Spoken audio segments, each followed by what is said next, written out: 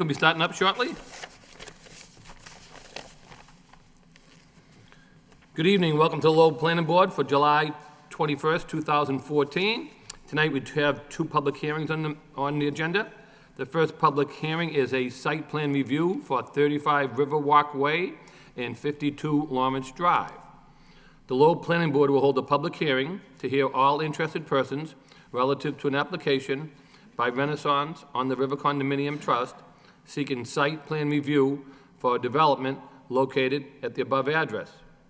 The proposal consists of restriping the parking lot in a number of locations that have existing pavement, as well as an additional new paved area to accommodate more parking on site. Approximately 13 new parking spaces will be generated under the proposed plan.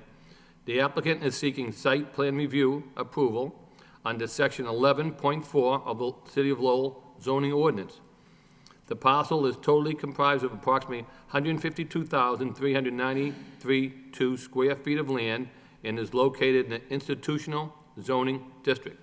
May we hear from the applicant, please? Good evening, Attorney George Speedor, 133 Market Street, representing the petitioner, the trustees of Renaissance on the River Condominium. We presented this petition for site plan review to get some parking relief for the condominium itself. When this project was developed back in 2005, 2006, it was a significant historical redevelopment along the river. And the amount of space that they had at that time was limited with respect to parking. We have 153 residents for two buildings, and there is not sufficient parking. There never was sufficient parking to begin with. However, the variances were granted to permit this development to go through. And that was a good thing because from what we understand, this was a significant development, and the city saw this through and was happy with what took place over there. However, as time goes on and these residents, to better serve their families, their guests, we're trying to do something here to help them to gain some additional parking. When they developed this, they had 163 spaces, 6 of which are handicap spaces, 3 for each building. At the present time, there are a minimal number of spaces that we are looking to gain through a restriping plan, 5 spaces overall.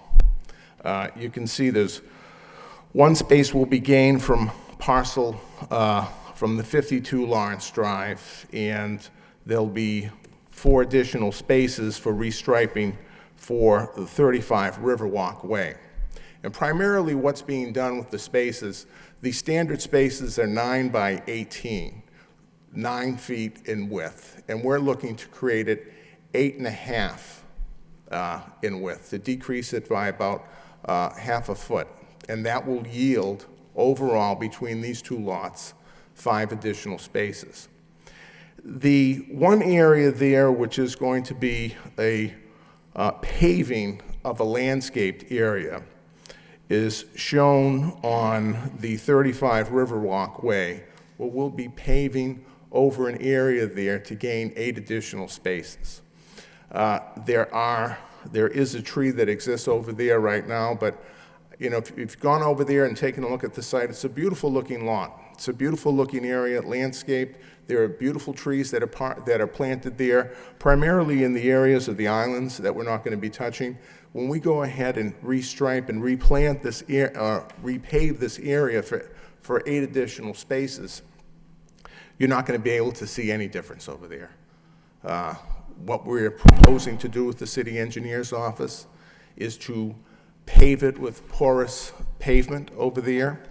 And along with this process, what we've done is we've initially met with the planning department when we had some ideas of what to do with the board, and we met with the planning department and we talked about what had to be done coming here for site plan review. We also, of course, have to go to the Conservation Commission. And we also are going to the Zoning Board of Appeals in order to obtain variances for the changing the dimensions of the parking lot size. And most importantly, we have to go to the Historic Commission to get approval from the Historic Commission, who has jurisdiction over all of this. And we did meet Mr. Stoll, the Historic Commission administrator, was at our meeting, and we talked about what he would be in favor of and what he was not in favor of. And we took it on his recommendation that a restriping and the parking of the paving of the landscaped area, the one landscaped area, to gain 8 additional spaces, he would not object to.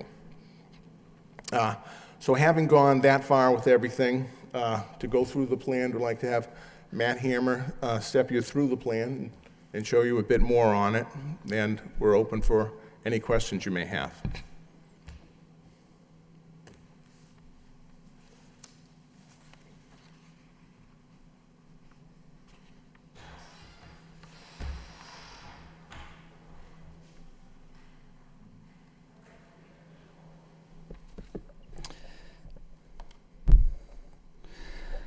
So as Attorney Theodoro briefly described, there's 2 parking areas, one here and one down here. Matt, is there any way you can turn that so if anybody's in the audience, they can see it? I know we have a copy of the plan in front of us, so I don't know if you want to come over here. Is that easier, maybe? Okay. Why don't you go right over there, Matt? That way I think we can all see it, if you don't mind. Yeah, I mean, that way I think we could all see it, hopefully, and if anybody has any questions, they can see what you're pointing to and talking about it, so thank you. I appreciate it.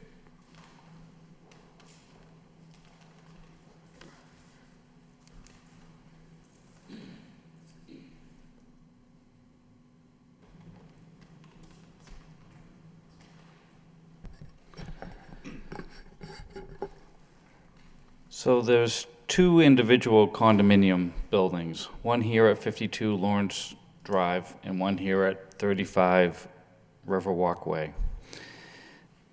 This parking area that facilitates 52 Lawrence Drive is accessed from here on Lawrence Drive, coming into this parking area here and over here. On this side here, what we're proposing is to restripe this area and adjust the curbing slightly here in order to gain 1 additional parking space. Over here, coming in off of Riverwalk Way, there's the parking area here. This area in here would be restriped here and here to gain 1 additional space in each of those parking areas. Restriped here in order to get a additional parking space here. And the same thing here, restriping here to get an additional parking space. Currently, in this area here, there's a grassed, landscaped area here with an existing tree and an existing light pole. We would be proposing to remove that grassed area, replace it with porous pavement, new parking spaces, and relocate the light from here over to here. And then to have the tree removed.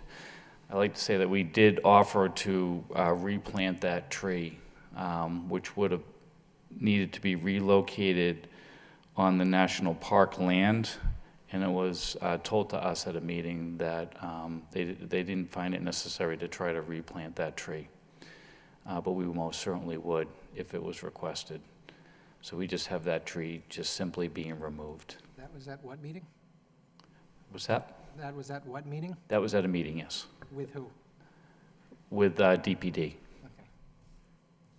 And with a member of Historic, 2 members of the Historic Commission at that meeting as well. I believe there was 2. There was Steve Stoll and Rachel were at that meeting. And that's our general proposal. I can answer any questions. Okay, thank you. Anybody here want to speak in favor of the project? Anybody in favor? If you do, just come to the microphone, state your name and address, please, for the record. Vince Cisco. I live at 35 Riverwalk Way. I'm actually one of the people who are impacted by the restriping. I own one of the spots in front of 35 Riverwalk that's going to be redone, and I'm going to give up 6 inches. But I've lived in the building since I was probably one of the first 5 tenants to move into this building, and parking has been a never-ending problem. If you're here when spinners are going, the arena's going, summer music series is going, you know, have to park 10, 15 blocks from your house is not a wonderful thing. We also rent a spot across from on Perkins Street at $70 a month. Is that in the parking garage? Yes. Okay, thank you. Our only other option is to park even further away in one of the city lots. It's cheaper, but it adds 15 minutes to every commute you make.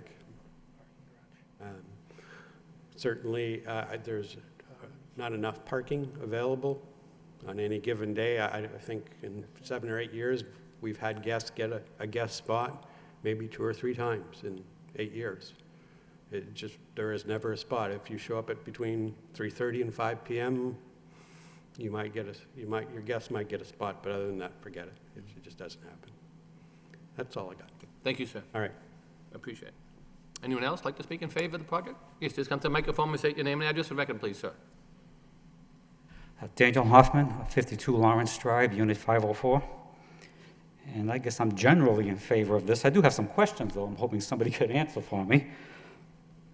Right now there's a sign posted next to the driveway as you enter the property. And down on the corner, it says a net gain of 3 spaces. And I'm wondering if that's a typo or if there was, are we losing 10 spaces somewhere? No, that is a typo. It's 13 spaces. So it's 13 It's spaces. 13. But Okay. we've had telephone calls on that as well. Very good, thank you very much.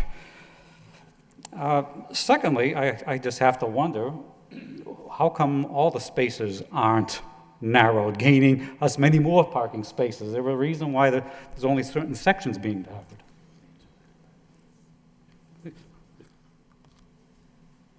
When we spoke with DPD, when we met with DPD, the traffic engineer, Mr. Eric Eby, recommended that we go no less than 8.5 feet. So we've surveyed every single parking spot, and we were unable to obtain any additional spaces based on those exact dimensions. So that was a recommendation that came from Mr. Eby.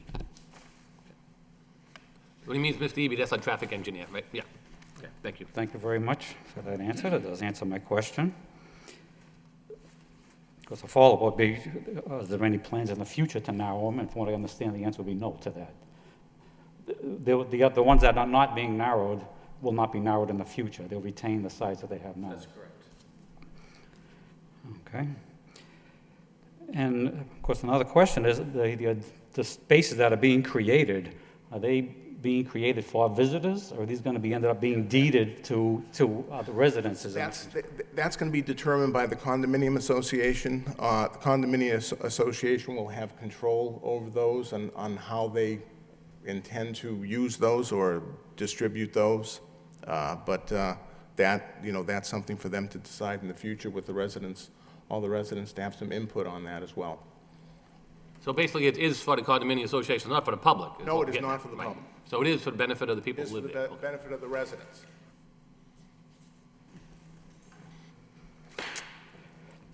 I guess I just have a general comment. In general, I am in favor of this proposal because whenever I have any visitors over, they have a very hard time parking. There's just not enough places for visitors to park. And somebody like my daughter comes in from out of town, is very unfamiliar with Lowell and parking on the street. It's nice to have her park right in front of my building to come visit me. I have to say I'm actually not affected by the narrowing of the relining because my spot is not being narrowed. But I guess just a general comment, though, is the place I work with now has very narrow spaces. They're only 98 inches wide, which is exactly what's being proposed if I measure mine. And it does result in a lot of door dings and people being aggravated with the narrower spaces. So I just wanted to mention that's probably one aspect I'm not crazy about, but then again, according to the plan, I'm not affected by it. So I guess I don't have any say in that. Thank you very much. Thank you, sir.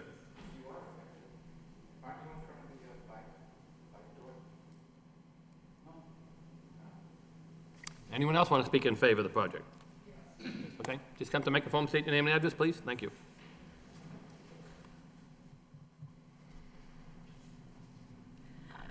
Hi, I'm Jackie Malone, and I live at 210 Lawrence Drive. Currently, we have 3 spaces that are marked on this as being for handicapped people. Currently, they are being used for visitor parking. And I'm wondering if they are, I mean, that will be 6 spaces for both of these buildings that will have, well, each building will have 3 handicap spaces. So I wonder, are those going to revert to being handicap spaces, which they are not being used as right now, or will 1 or 2 of them be capable of being used by visitors? The plan indicates that there are 3 handicap spaces for each one of the buildings. And we maintain that that's going to be consistent and remain 3 handicap spaces that were originally created for each one of the buildings. How, if people are abusing that at all, that's not anything that's within our purview, but they are 3 handicap spaces for each one of the buildings that you see marked right next to the entrance of the building. Thank you. Anyone else like to speak in favor of the project? Just come to the microphone, please, and state your name and address, sir. Robert Slazak, 52 Lawrence Drive, apartment 411. Yeah, I'm in favor of it. I have a couple of questions. How do you keep the public out of these spots? Is there a plan for that? What's the, it's probably going to be the same as it exists now, I'm sure. So if someone's parked there who doesn't have a permit. That would be something that would have to be governed by the condominium association. Either that, or how you're doing it right now is not something that we're privy to at all. But that's something that would have to be governed by them, even by sticker or by enforcement of it. But, you know, you would have to be vigilant over there. So, and we understand that there are people coming, and even when we go to the building for meetings, we're specifically informed where we can park. Otherwise, they said that we would be towed. So I was, under the impression that it was a vigilant enforcement of the parking over there, and it's going to have to be, you're going to have to keep it that way. Yeah, I'm not sure if it's vigilant because there's only a few spots, so most people don't know that it's that it might be available. That these might be visitors' spots. Another thing is there any plans for putting more, like when they change the curbing to make it like sloped down, so that like a carriage can go up it, or a wheelchair or a bicycle? The areas there that they're going to have to move the curbing, we'll do whatever DPD wants us to do with respect to that. Okay. I'm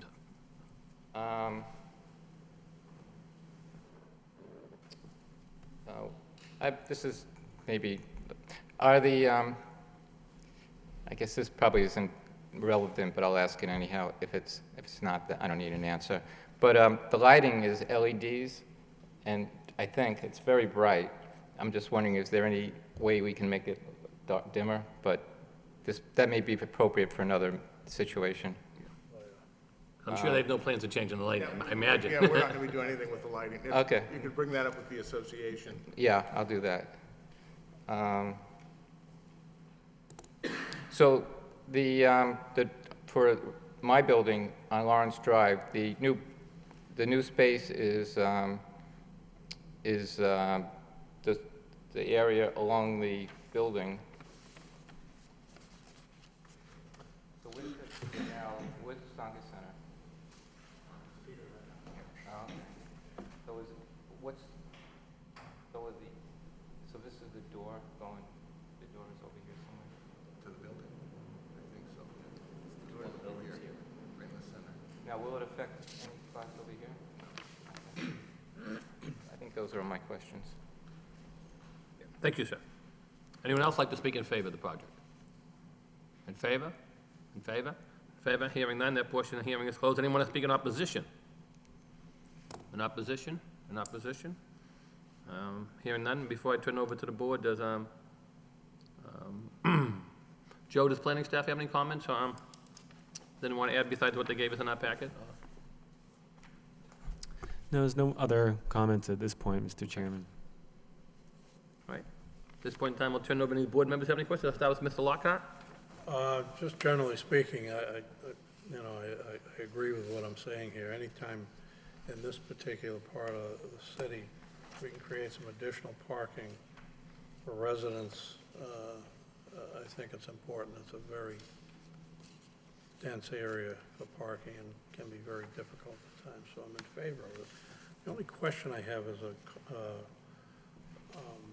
a memo received from Lisa DeMayo, the city engineer, dated July 15th about the porous surface. Have you seen that? Yes, we have. Comment on that, please. Yep, go ahead. Matt will answer that on the porous pavement. I did see the comment, and there's a question as to, is there an operation and maintenance plan? And we'll most certainly address that with the city engineer. But essentially, the porous pavement areas need to be cleared of debris a number of times during the year.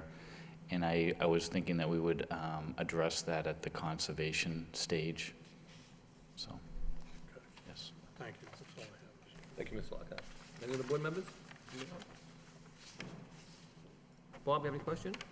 Well, I was originally concerned about narrowing spaces, but this is a private property, and if the residents are comfortable with dinging their doors on each other, I really have no problem with narrowing the spaces. I don't have a problem with losing the green space because it abuts a pretty good-sized green space. It does, however, remove that green space from the property in question. So that's a loss to the ownership. I really don't have any really significant problems with this at all. Okay, thanks, Mr. Malovich. Mr. Boyle? Thank you, Mr. Chairman. This question about the narrowing of the spaces, where this is a residential property, and it's going to be people who live there and are very familiar with the parking lot and how it works and everything, as opposed to customers, many customers, lots of turnover over the course of a day. I'm more comfortable with it in a residential type of situation here. If we were talking about a shopping center or something that wanted to narrow their spaces, I would be very skeptical of that. Where this is the residents of the area, people, they learn to know these things. People all over Lowell learn the little quirks about how it's tight and how you get your car in on the street where you're parking. So I don't really have a problem with that. I do hate losing green space, and I do hate losing trees. As we had mentioned, Mr. Boyle, that we had offered to relocate that tree. However,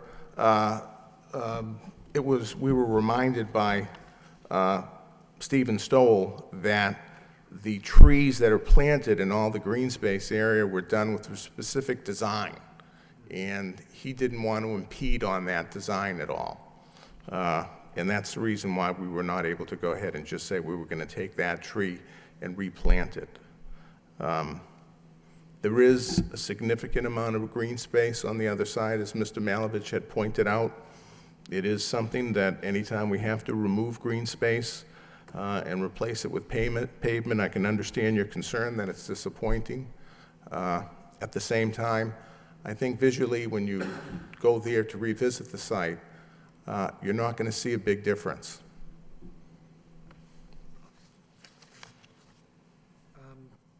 Question for staff. Joe, is 8.5 feet, is 9 the hard minimum for the width of a parking space under our zoning? Not across the board. For commercial districts, usually see 9, so that would be more common in the shopping center areas that you had mentioned before. In some residential districts in the city, we allow going down to 8.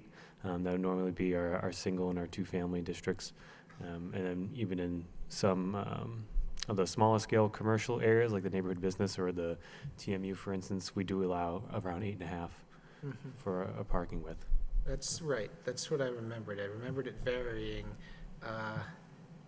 Right. And it's by district, not by use?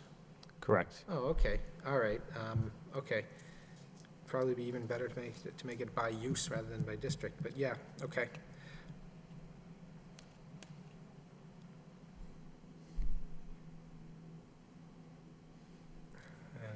Maintenance plan. This proposal to deal with the maintenance plan at the Conservation Commission stage, that seems reasonable to me, though I suggest we should include a condition, our approval, on their approval. That's all I have, Mr. Chairman. Thank you. Mr. Fischett? Thank you, Mr. Chairman.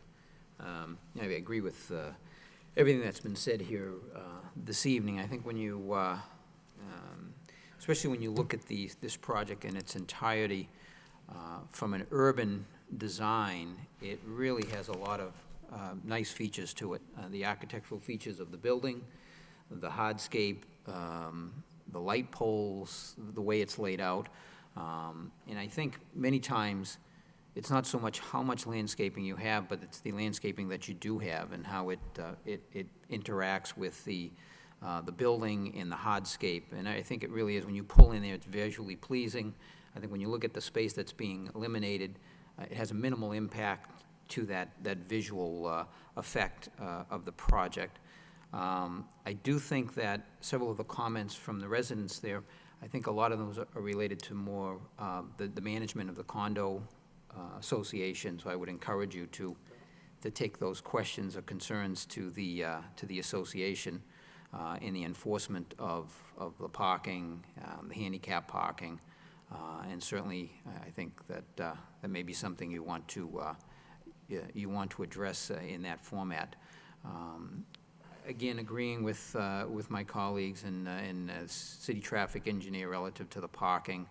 I think it's appropriate in this particular case, and parking is valuable, and obviously, in order to make this project work, the parking was tight to begin with, and I think that's understood. You either have the opportunity to create a development such as this with the reuse of the mills, understanding there's some challenges that may go along with that. But I think I was thoroughly impressed when I went through there, and we have gone through there several times over the years, but this Sunday, and I couldn't believe all the activity. Actually, it was Saturday, and still all the activity, people going in and out of there and walking dogs, and it really is a nice urban development, and I think this will actually enhance the situation over there, help with the parking, and I don't think it deters from the landscaping. So, and I would agree. I think certainly we should incorporate the subject to the approval of the maintenance plan by the city's engineer department. And again, you're going through conservation, and I suspect that will be part of what their approval will be involved. So, thank you, Mr. Chairman. You're welcome. Yeah, I agree. I mean, anytime we can give extra parking to the residents up there, especially in a place like this, I'm all in favor of it. When I was up there, I happened to go up last Wednesday night, and it wasn't a spinner's game, so the parking wasn't too bad. So if I could come in the lot, I don't know whose spot I parked in, I parked there for a while, no one said anything to me. I noticed the people walking around, then I drove through the whole lot. I came in one way and not the other way.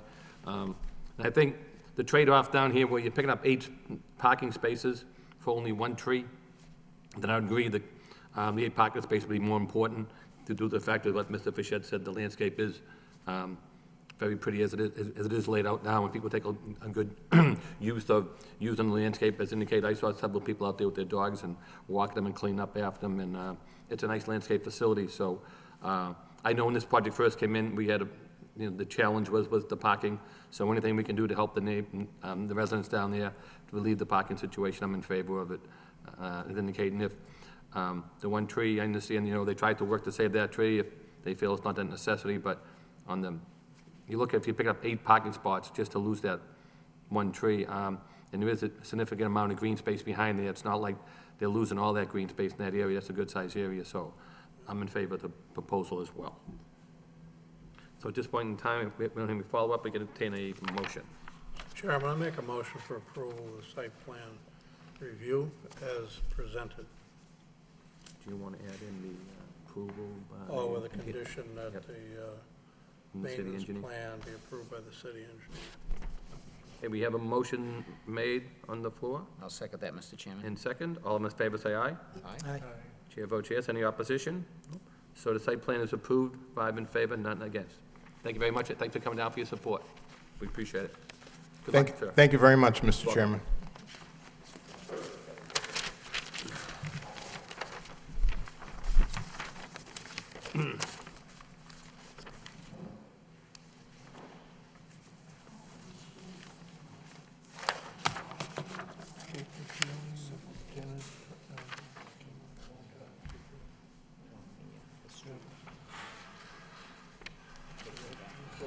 Oh, yeah. I drove around, like I say, I came in, the very end of Perkins and cut down and came in the back. Then I came back and I parked right by the house. I was parked there, I think 3 spaces. But I was lucky to take up the stuff. We have 60 unit elderly. We do a monthly newsletter about everything.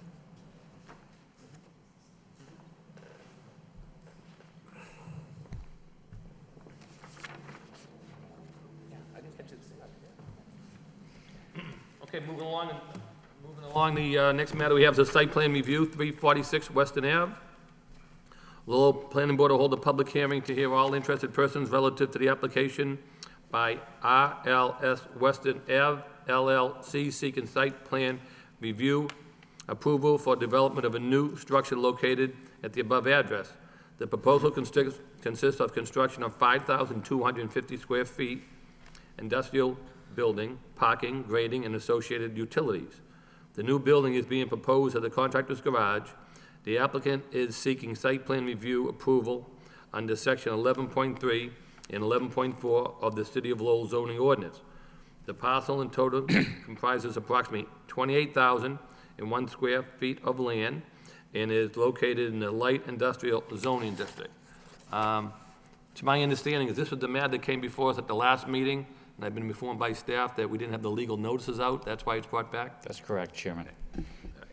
So, saying that, let me just ask, who here in attendance this evening is here on this project? Anybody here this evening on this project? Okay, Matt, I'll turn it back over to you briefly. I think we're pretty familiar with it, since it wasn't too far in the distant past that you were here on this. Yeah, so we're here to reopen the hearing for a technicality in the notice to all the abutters.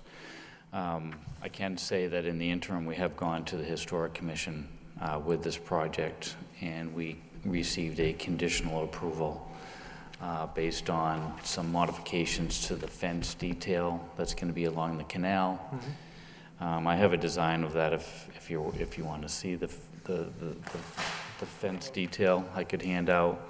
It's a 60-inch. Even the fence detail that we have to date will be modified again, working with Mr. Stephen Stoll and the Historic Board. We're also in front of the Conservation Commission. We're going to be in front of them next week to go over the project as well. So some of the, all of the details that were brought up in the city engineer's second response to the plans will be addressed at that time as well. And essentially, the building has changed slightly. I brought the new architectural plans if you want to see those. We've added some window units above the rear of the garage. Could we see those, if you don't mind? Sure. Thanks. I think they were mentioned at the last. Yeah, he meeting, mentioned it, but they I'm just- weren't in the plan. It reflects the the window Yeah, arrangement. if he has a new picture, I might as well take a look at it. Yeah. 'Cause you said last time you were working on that anyways when you were here, right? And you had a little bit of what you were looking at, right? You had like some stuff from the rear, I believe, and you were on the front? Not a design. Okay. Historic board asked them to add. Oh, okay. Rich, our representative from the Historic Board, indicated that they requested on the windows on top here that you're showing now? Yeah, That plus the fence work. Oh, the fence work, okay. Some-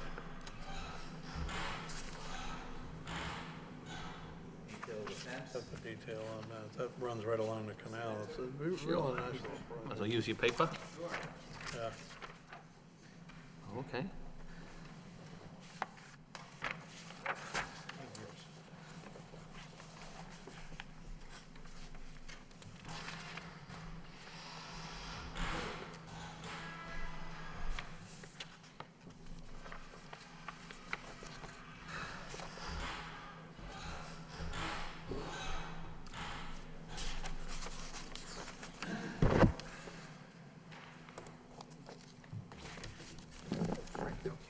so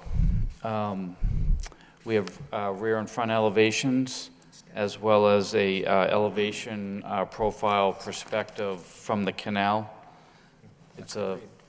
It's basic, but it gets to the point in terms of the elevations are accurate, fairly accurate, depending on the time of the year, obviously, in the canal. So this is the rear of the building. We added these window systems here, up above here, so they can actually shed light into the bay on the inside. This is some window treatments that were added here, as well as an accent masonry strip here. And this is the front of the building. There'll be a stairway that goes down to the rear parking area, and a set of stairs that'll go off to the side as well. And this is a profile here, looking at the building from, I believe, the northerly side, which this is Western Ave, the sidewalk, the front mezzanine section, the side of the building, the rear portion that goes into the garage units. This is the fence here. This is the edge of the Pawtucket Canal, the stone wall, and this would be a perspective if you were on a canal tour, what you would see generally from the river. This is the other side of the Pawtucket Canal, where there's an existing riverwalk sidewalk on the other side. And then there's just elevations of the floor plans and everything that are similar to the original design, which shows the 5 individual units here, the mezzanine sections that go out onto the what's going to be a new sidewalk out in front of the project to Western Ave, and then the contractor bays here. Thank you. Anyone here want to speak in favor of the project? In favor? In favor? In favor? Hearing none. That portion of public hearing is closed. Anyone want to speak in opposition? In opposition? In opposition? That part of the hearing I'll turn over now to any of the board members have any requests. Have any questions or concerns or any questions?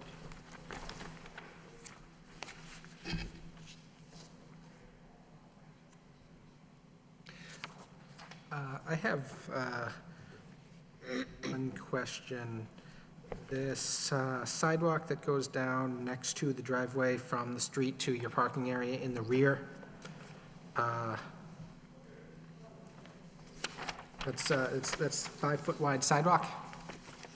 Yes. Is that what I'm seeing here? Okay. Is there a ramp at the end of that? No, there is not. Okay.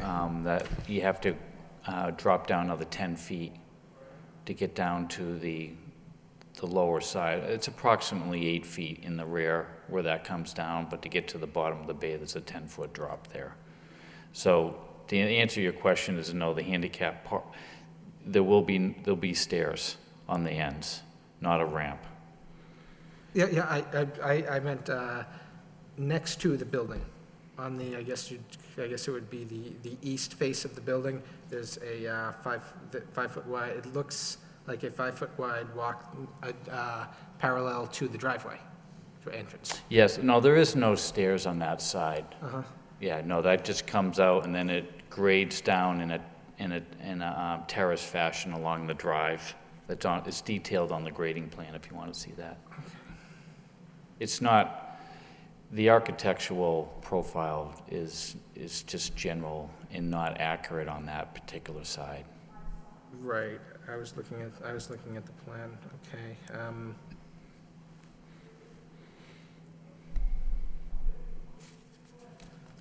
What I'm wondering here is there any handicapped access, other than being in the driveway itself, to get to the lower level and the parking level? So we've gone through this whole scenario with DPD. So the way that this worked was originally when we submitted a plan, we were going to have a handicap parking spot on Western Ave. And it was determined that they did not want to propose a handicap parking spot on Western Ave to access the front mezzanine sections to the building. And the code says that you just have to access the building by the handicap person has to access the building at some location at the building, and that's done on the rear of the building.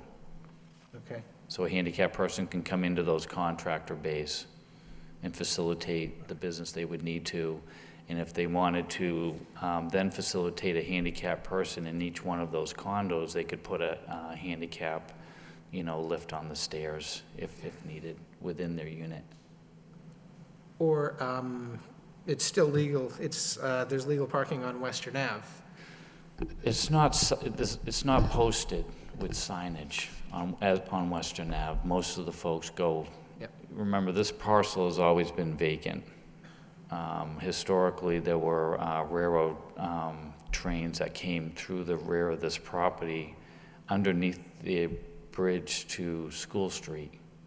And this was a staging area for trains to continue to go along Pawtucket Canal. That eventually went to that depot at the end. That's at the end of the, where this property meets Thorndike. Like I said, we had proposed to do a parking space on Western Ave, and that was looked upon as a negative impact to Western Ave to propose that, so we took that off of the plan. We're gonna leave a full handicap access ramp system to come into the property if at some time in the future it'll be able to fully accommodate handicap wheelchairs into all of the mezzanine units from Western Ave.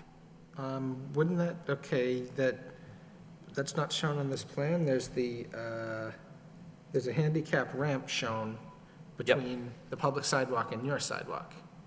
Yes, there's a full handicap ramp system coming in off of Western Ave, and then there's an interior sidewalk within our property that's gonna be level so that if someone's in a wheelchair, they can get into each one of the mezzanine units by a wheelchair. So there's access to the upstairs units from the street, and there's Yes. access to the lower units from the parking lot? That's correct. Yeah, okay.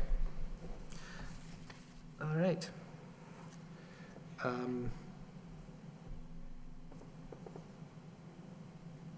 In terms of the architectural design, this is an industrial building on an industrial lot in an industrial district. I think that what's shown here is more than adequate. I think this is above and beyond what we'd really expect from a purely industrial project like this.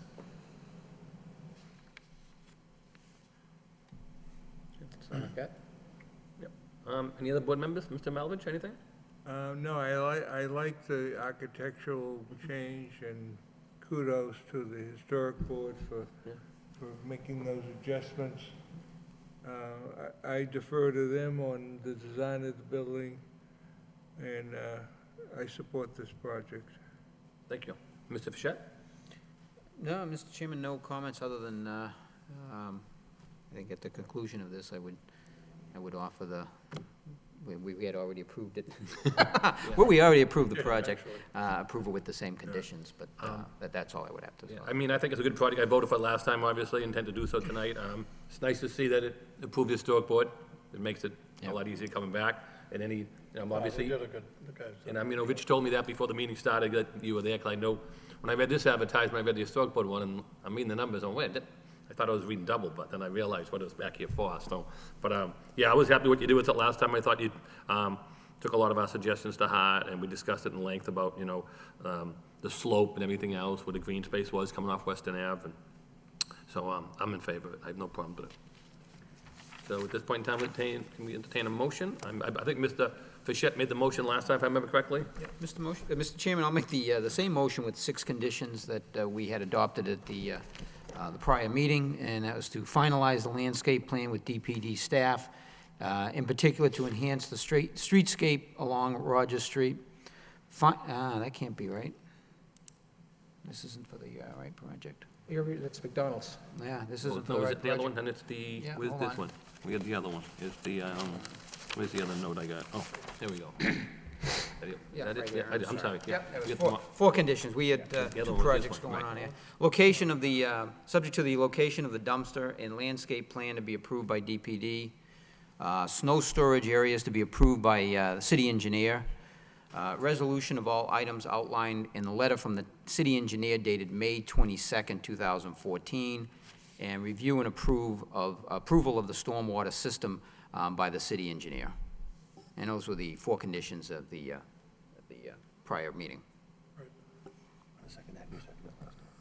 I'll second the motion.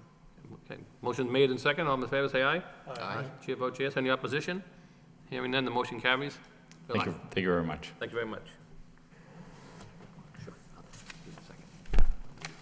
Sorry about mixing those up. I grabbed that,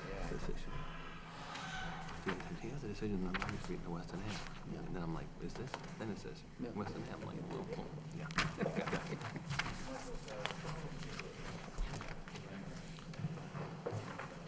Yeah, sure. I'll give you back, yeah. I don't need it. There you go, sure. Might as well yeah. save The on. fence, you need the fence. I'll give you my fence, too. You need the architectural? Oh, that's just for us.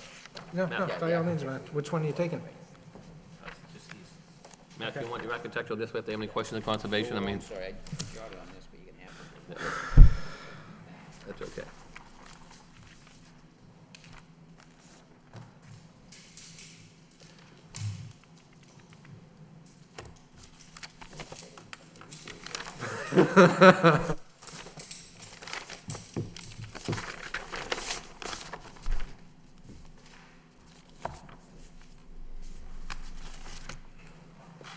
Okay, the next matter we're going to take up will be the Rogers Street project. So wait for Rich to come back. Might as well do this guy, you know.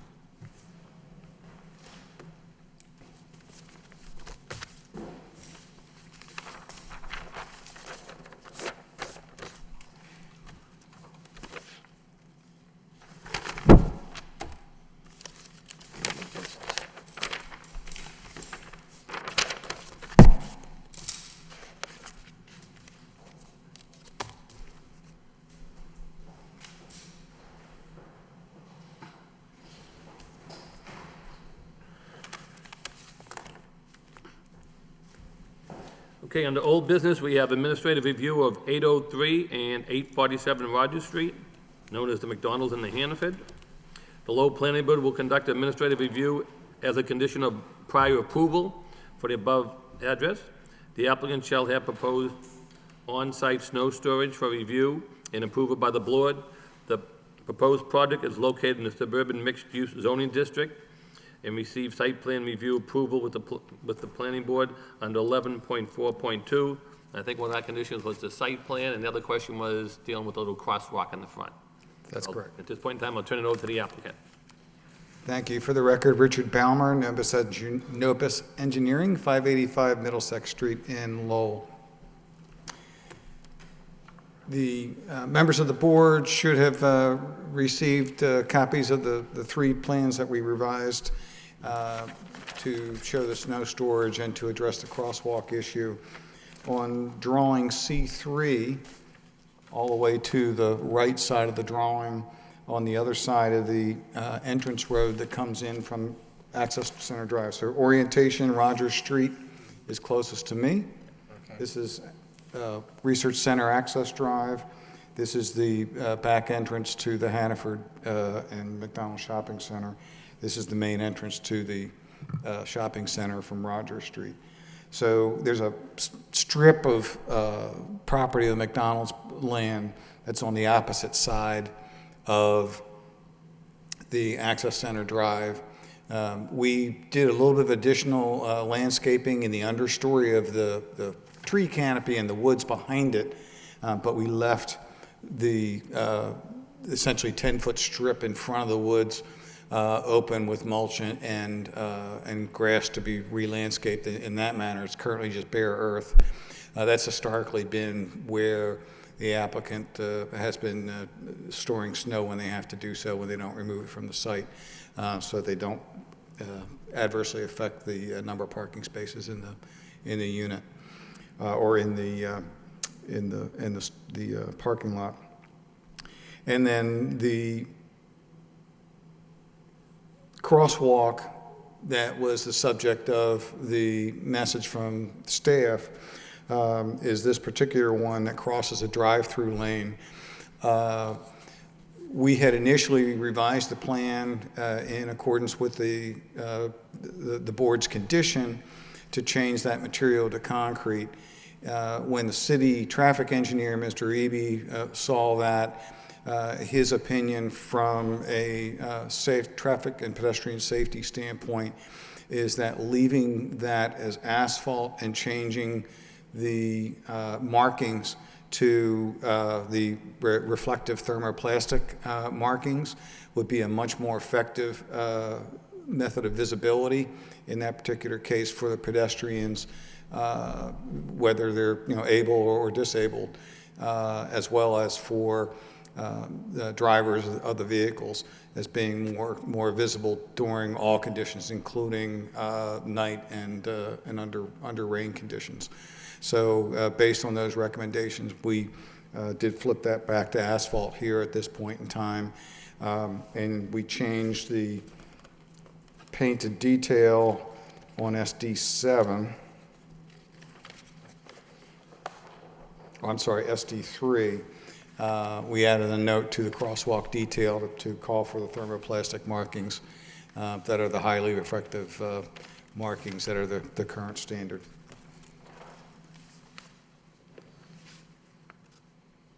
What's the green marking you have on your bottom right-hand side? That was a piece of signage. Another comment that Mr. Eby had made is that we needed, recommended an additional panel for the pedestrian crosswalks. Okay. So we had modified the diamond shape to be up to the current standard, but we had omitted the arrow that's supposed to be underneath of that then shows the driver exactly where the crosswalk is, whether it's ahead or, in this case, it's right at that location.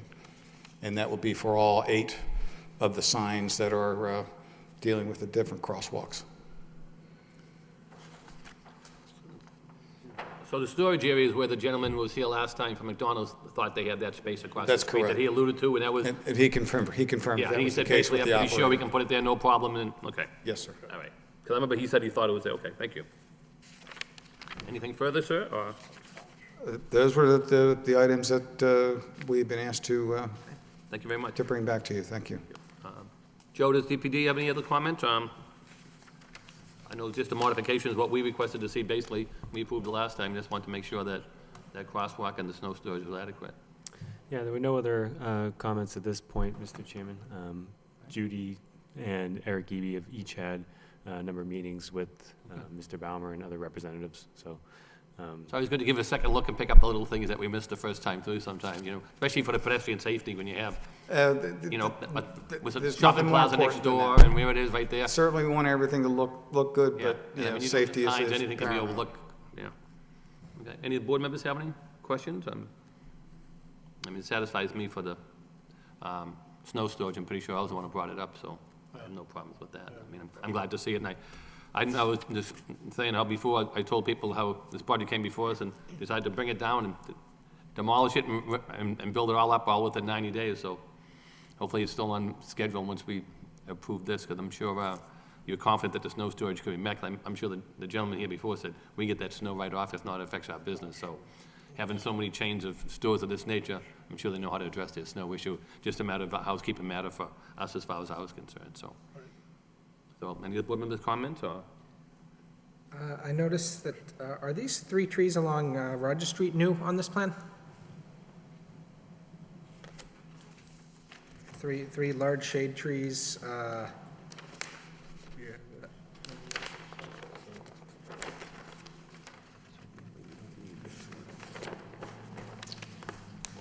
Yes, in this zone? Yep. Yeah, that is correct. So one of the things that had come up was to see what we could do to enhance the landscaping. So the revised plans that did come in for the record, I have a copy of this was the rendering that we had provided at the earlier hearing. We just had some shrubs here along the drive-through, here and at the corner. So we did enhance the additional landscaping we talked about here, and then we pumped up both the understory and shade trees in that zone between Roger Street and the drive-through as requested. and this landscaping plan, Joe, this landscaping plan has been in front of the DPD for approval? Yep. yes. Okay. I'm just curious why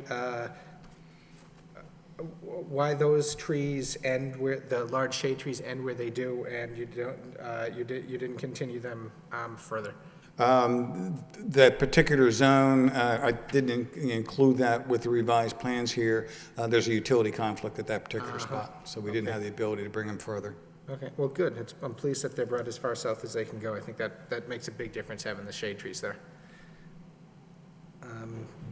Good solution with the snow storage. I certainly defer to Mr. Eby in terms of the crosswalk material. I know in some locations, having that change in material is a big safety boost. That might well be the difference between an urban neighborhood and a suburban shopping parking area like this. So, but I certainly defer to his judgment.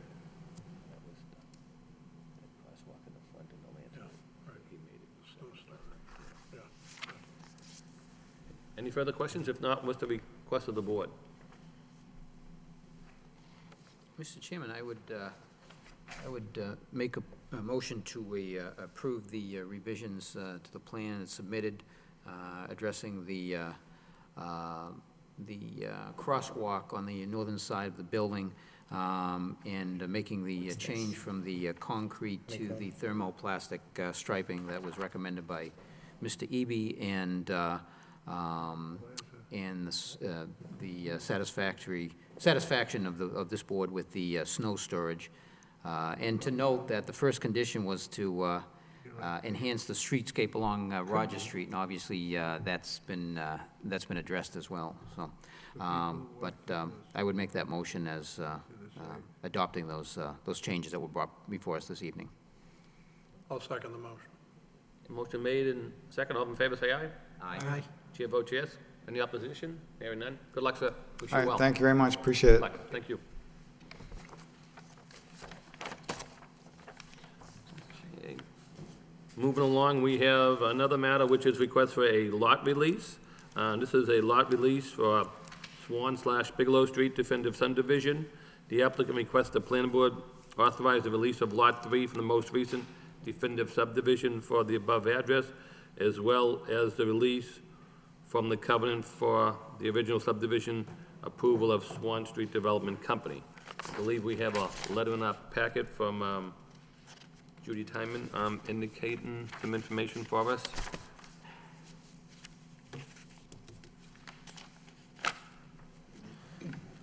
it appears that they have a closing on this. It looks like Judy signed off on the Lot 3 release, I believe. Is that right, Joe? Yes, that's correct. The applicant had a scheduled closing in between the last board meeting and this board meeting that they requested that didn't get held up as a part of the covenant being held. There was a provision in the covenant that allowed them to submit either a bond or a letter of credit that could allow the planning board representative to sign off on a lot release administratively. So we had them work with the engineering department, develop a scope of, to determine what the letter of credit or bond amount would be. So that was in the packet that was provided. So they submitted a letter of credit, so then that way Judy could administratively release the lot to go forward for the sale of that one lot from the subdivision.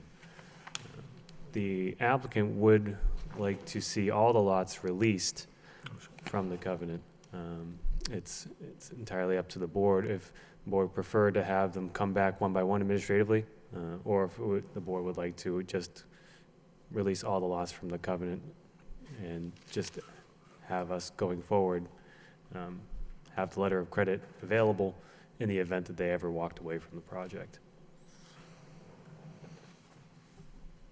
Joe, can I ask a question? Do we, I mean, I took a drive out there, I mean, the sidewalks were in, the granite curbing's up. I like the granite posts for the mailboxes. But is there still, what work still remains within the infrastructure there? Right, there isn't a whole lot left. As you might have noticed, the letter of credit amount was for $41,000 at the time. That was a few weeks ago. Yeah. And at that point, the sidewalks weren't in yet, and now they are. I think there was some curbing to be installed, which now it is. The engineering department has been out there as work has gone on. All the foundations are in for the new houses to be developed. The stormwater infrastructure system is installed and was reviewed by the engineering department as it was installed. So that's. So the only thing I take it would be just the top coat, right? The binder coat's done, just the top coat that remains, right? Basically, at this point, I think so. Nothing else seems to stand out as what would be remaining at this point in terms of infrastructure work.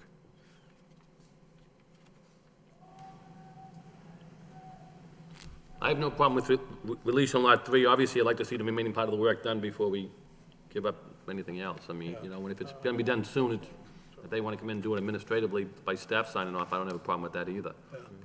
Just, you know, make sure everything's done correctly, you know, everything's going well, so let's continue to, hopefully it continues to go that way, you know, so. Sure. I have no problem with Lot 3. Like I say, the other ones, I'd like to see the finished project before we release the balance myself. I don't know what the board members feel on that. I mean, and if it's gonna be soon, it's really not, and sometimes it even motivates them a little more. Right. I know they do have a scheduled sale for 2 other lots. Yeah, did they say what those dates are, or how soon that would be? They didn't give an exact date, but they did mention it was going to be soon. So, But I mean, if they come in and met the requirement like they did on this previous lot, I wouldn't have any objection to that myself. yeah. You know, Yeah, that way, if I that's mean, the- like they say, once you get that, because we had one project one time, we had a very hard time getting that finished coat on there. Never? Yeah. Very hard time getting that finished coat on. It took us many years to get that finished coat on, you know, unfortunately, but, Yeah. you know, just thinking of that, I Yeah. tried to be a little more cautious. Based but- on that comment, yeah. I would do it by I would lot. I think I refreshed the board's memory on that, but. I would concur Yeah, with but- your summary there, yeah. Yeah, I would agree with the chairman unless anyone else had a. Lot 3 is Yeah, fine. it's just to do it by lot request. Yeah. And that way, and I know we had the residents, and this was a very long, drawn-out process, and there was a lot of involvement with the residents and were concerns, and I think, at the end of the day, we ended up with a pretty decent project out there, but, yeah, let's, at the end here, let's make sure we. And I know the we get it residents over keep the a finish close line. eye on it, and they just want it done right, so I mean, I don't see, you know, when, you know, if they're holding them up somehow, they can always come in for relief if need be, or they can call us. I mean, if Judy has a problem, she can contact me if we had to even bring the board together just to release it if she wasn't satisfied, but anyway, you know, Yeah. I mean, like she did the last one, if she was comfortable with that, I wouldn't have a problem on any other lot in the future, but, yeah, we get it all done and motivate them to get it done soon, especially in the good weather, they can get this work done quick, so. In my experience, both sides of the table, as a board member, as well as working as city staff in various locations, there's a lot to be said for having these developers come back on a regular or semi-regular basis asking us for something, asking us for a lot release. They make sure their construction site is nice and clean. They, if there's any little things that come up that the people on the city side, people in the DPD want from them, it's just an opportunity for all of that to get aired. So no kidding, the applicant would like all the lots released. I'm sure he would. Let's do this step by step. This is my first subdivision control law approval since I've been on the board, and so this is the first time I'm going through these procedures. And it occurs to me that this memo requesting the release and announcing that Judy had signed off on a release, this is the first time I'm seeing anything about the performance guarantee. That's a standard condition. Correct me if I'm wrong, every time we issue a subdivision approval, there's the conditions we bring up that are at these meetings that we put on them that are special conditions, but there's also this standard set of conditions, and one of those states that the engineering department will set up a lot release and bonding schedule? So it's a provision in the covenant as part of the approval process. They can develop a bond amount or a letter of credit amount with the engineering department. So they would submit the scope of work, and basically they and the engineering department would itemize each item and calculate a unit price for each item of work that will be necessary. And then once that grand total is determined, the applicant would then have to submit that amount either as a cash bond or a letter of credit to the city. So in that way, we could have that account set up. And at that point, in the covenant, it says that the planning board administrator can administratively sign off on a lot release. The absence of putting that money up as a cash bond or a letter of credit, you would have applicants come back to the board each time they want a lot released. So the benefit to the applicant, obviously, is they save a little bit of time by putting up the letter of credit. They don't have to keep scheduling time in front of the board to come back. And so this one, it has both a letter of credit and a number and lot releases? At this point, they've posted a letter of credit, and they've had one lot released. Okay. Of the So 7. initially, all of our performance guarantee was based on lot releases, and they posted a letter of credit to to get one of the lots released. Would that be accurate? From what I've seen, I haven't seen many letters of credit posted in the subdivisions I've interacted with. They've always just come back to the board, but it has happened in the past as well, and it's pretty common in other communities to simply have the bond or the letter of credit in the event that anything ever happened. Yep. The city could go in and finish the infrastructure work necessary for the street. Okay. On the Mass General laws, it indicates what they can put up. Yep.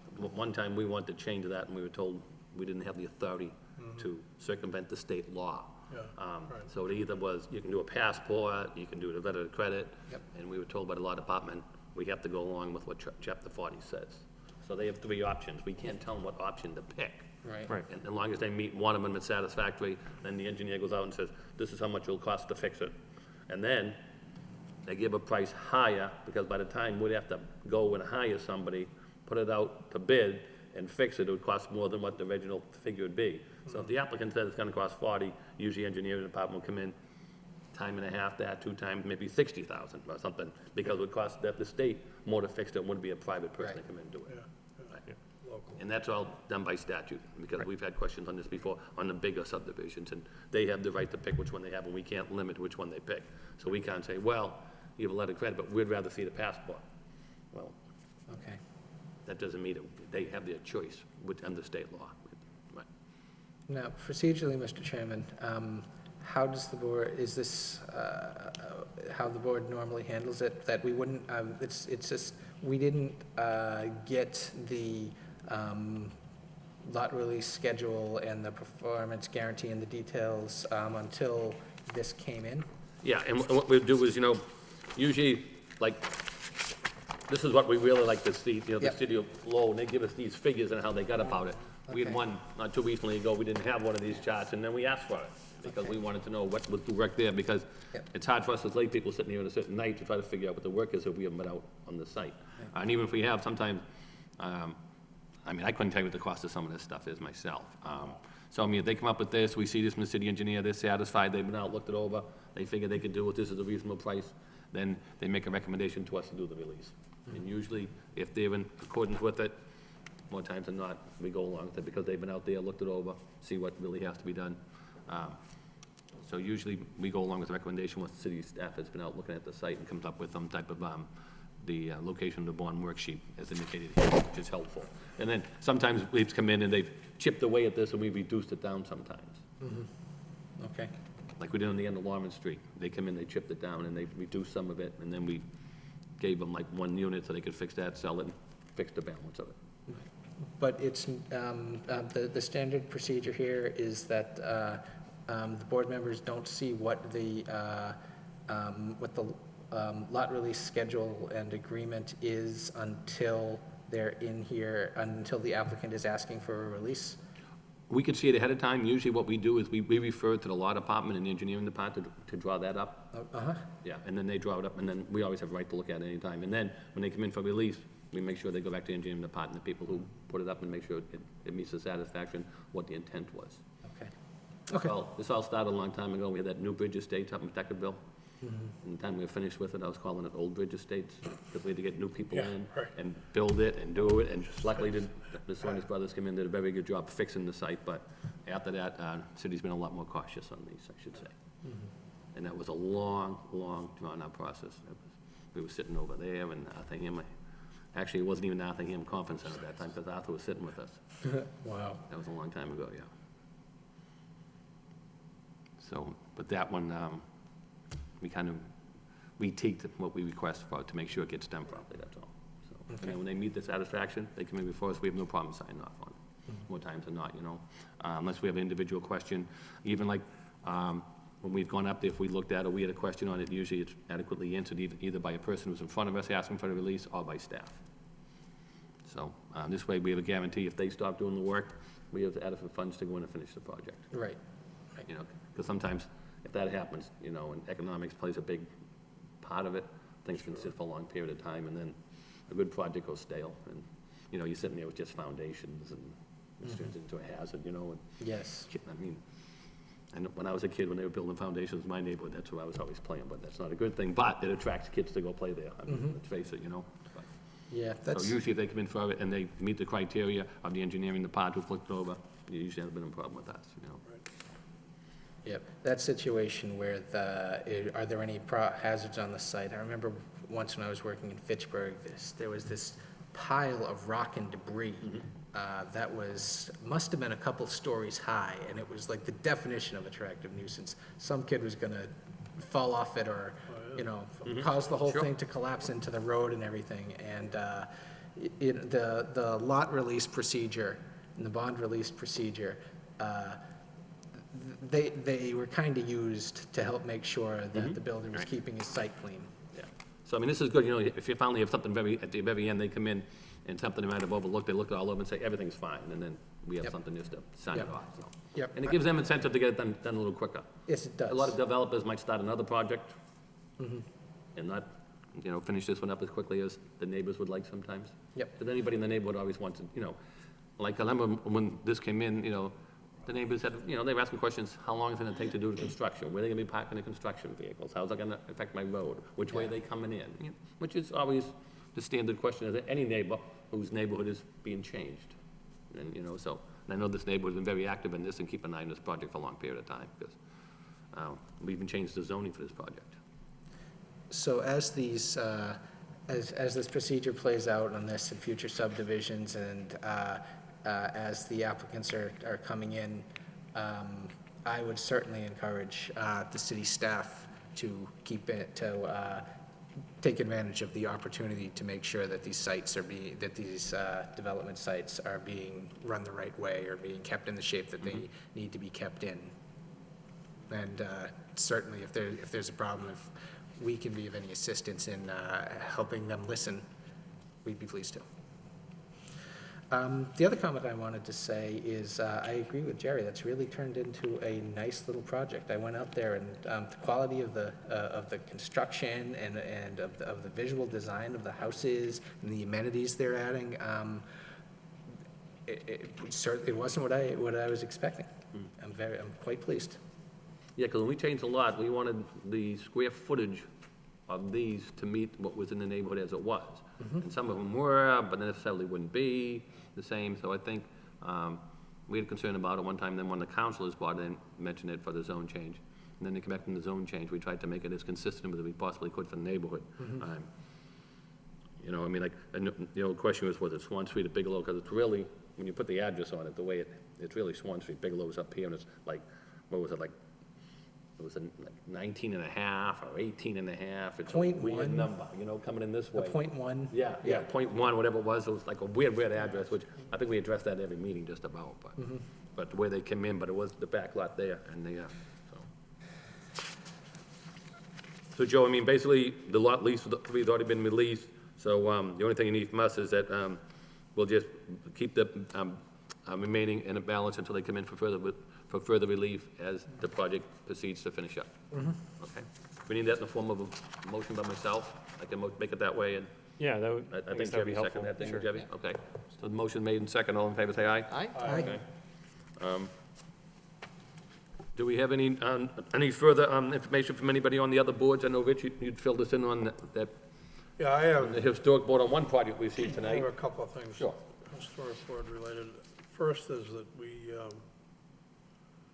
decided that as a board, we're gonna go out into the downtown Lowell Historic District and actually walk around to try to give some strength to our violations report. So number of signage, whatever it might be downtown, just general repair in the historic district. We're gonna start touring the first week in August as a group, as many of us that can make it too.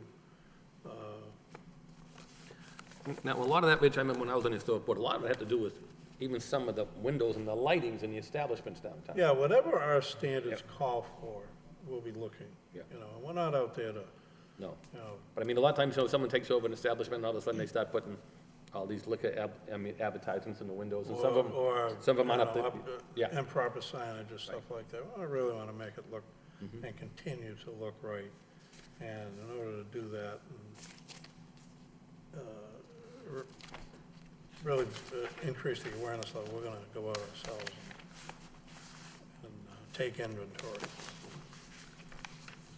Beginning like the first week in August. And the second thing, I just want to pass some information along to the rest of the board members regarding a recent case that we had of a cell tower on Willie Street that, as a board, we're all a little disappointed in the outcome because there's a little industrial building at 99 Willie Street with an existing cell tower. It's enclosed in a little enclosure with, on the roof with equipment inside. And we had an application from a wireless company to do some co-location up there, which would have been, you know, highly visible from the profile, looking at the profile of the building. And as a board, down to the individual person, we were very reluctant to grant this because even though it's outside the downtown Lowell Historic District, we didn't want to, you know, ruin the look of this little, nice looking little building. So we challenged the applicant to provide us with some additional information, and we requested some legal opinions regarding what we as a board could do to try to prevent this, essentially. And for the first time, I know this board has looked at a number of installations of cell towers over the years, and we've always I know personally, I've always felt that, we really don't have a jurisdiction. You kind of got to go along with the applicant. And always told that, the law states that you got to do this. And this is the first time that we requested from our law department an opinion, and the applicant had an attorney with them. This was just a couple of weeks ago regarding this. It's the first time I've heard a specific law cited that gives us guidance as to what we can do. And I'm going to read part of this so I'm accurate with it. It states, on February 22nd, 2012, the Middle Class Tax Relief and Job Creation Act of 2012, and in parentheses, Tax Act, became law. Section 6409A of the Tax Act, entitled Wireless Facilities Deployment, provides that a state or local government may not deny and shall approve any request for collective removal or replacement of transmission equipment on an existing wireless tower or base station, provided this action does not substantially change the physical dimensions of the tower or base station.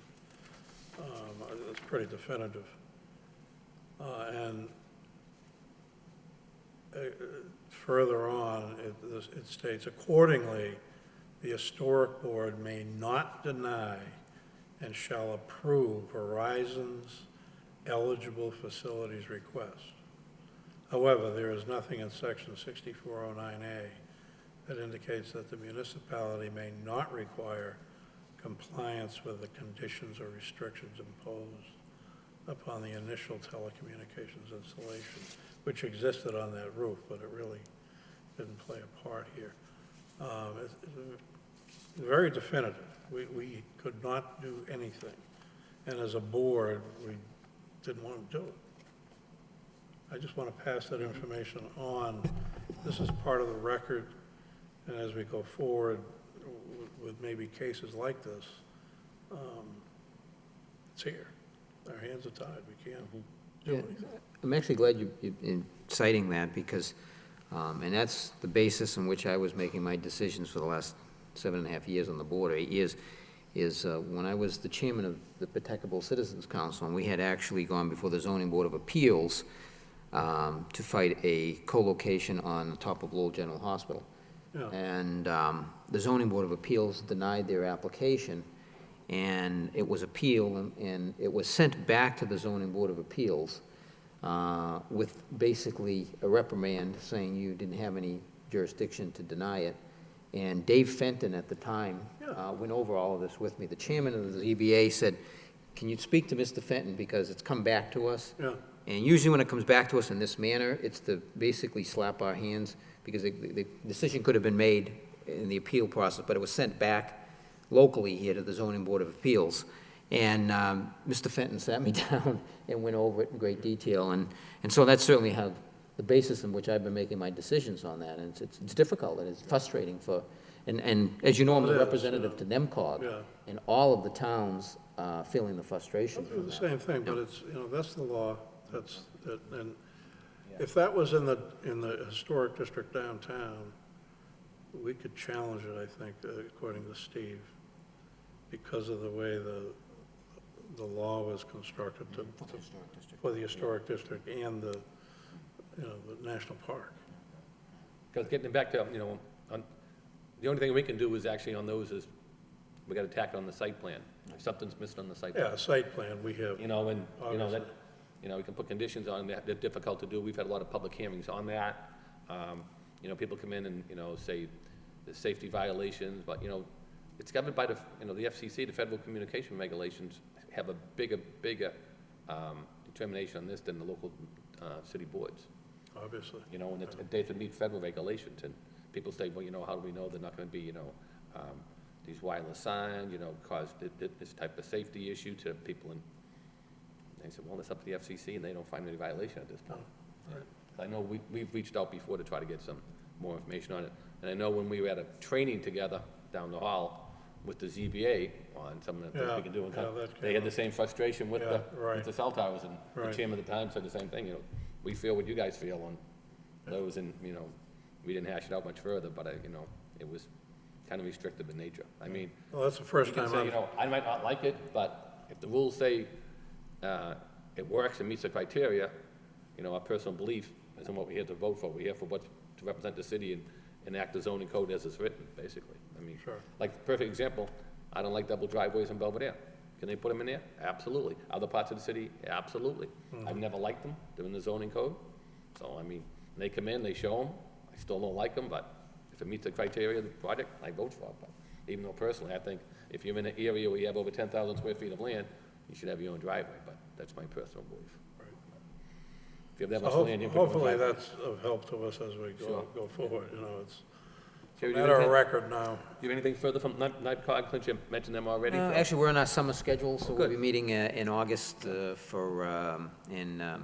we've submitted nomination of officers for the upcoming year, so. Will they have the annual meeting this year? Have you decided yet? Haven't heard yet. That's usually in Haven't heard. September, Yeah, right? Yeah, Yeah. exactly, yep. Anybody have anything further? Joe, anything from the green buildings or anything? Or The quiet lately? The Green Building Commission will be hosting its annual booth at the Lowell Folk Festival, showing off the wonders of solar technology. weekend, Yep, this Yeah, 20, last weekend in July. 25. Make sure you stop by. I'm sure everybody will be down there at some point. Okay. If we have anything further, if not, we could, I just want to let you know that Joe did give us, this is one project that's coming in for the next meeting, so we passed it out tonight to say when Yeah, I got that. posted. She said we might be getting another project, but they haven't been submitted as of yet, so. Saying that, we have a motion to adjourn. So moved. Seconded. Motion's made and second. All in favor, say aye. Aye. Chair votes yes. We have adjourned. Good night, and thank you, everyone. Joe gets a good meeting to come to. I had to say something about that. Oh, yeah, absolutely. I mean, you know, we all feel the same thing. That's good. But, yeah. Frustrated, you know, so many times, the worst case, And I'm glad that McDonald's came back and did a good job. Yeah, they did an excellent Yeah. job. You know, they put those trees in, the guy picked up everything he said. Yeah. That's how they found a little green box down the bottom. They knew it was a change. What is it? And then they were gonna look at it, and we forget or something. He went, fixed it, he came in. That thing's gonna be done in no time. I think it's gonna be full football season stuff. Isn't far for the, Sometime, whole high school. yes, I mean,